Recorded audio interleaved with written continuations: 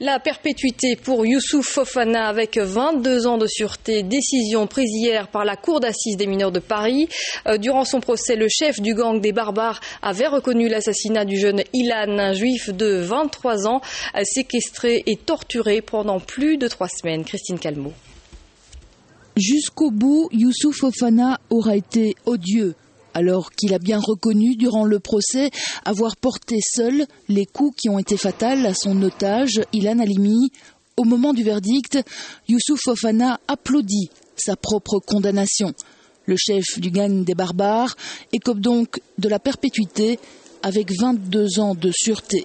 Beaucoup moins par contre pour les 26 autres accusés.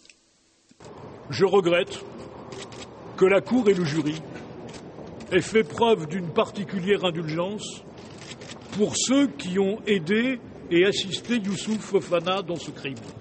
La jeune fille qui a servi d'appât, par exemple, est condamnée à 9 ans de prison seulement. Le fait que l'appât, pour lequel l'avocat général a eu des termes très, très lyriques, finissent par s'en sortir avec une peine minimale, je crois que c'est un signal très, très grave. Ilan Halimi avait 23 ans, enlevé en janvier 2006 parce qu'il est juif.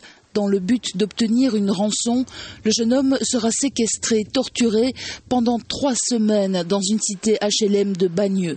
Aujourd'hui, après 2 mois et demi d'audience à huis clos, il reste des incertitudes sur le rôle de chacun dans cette horrible affaire. Je le dis très clairement, il y a chez Madame Halimi ce soir un sentiment d'amertume, un sentiment d'abandon. Un sentiment partagé en tout cas par de très nombreux juifs de France, alors que le verdict est rendu très tard dans la soirée, en plein Shabbat.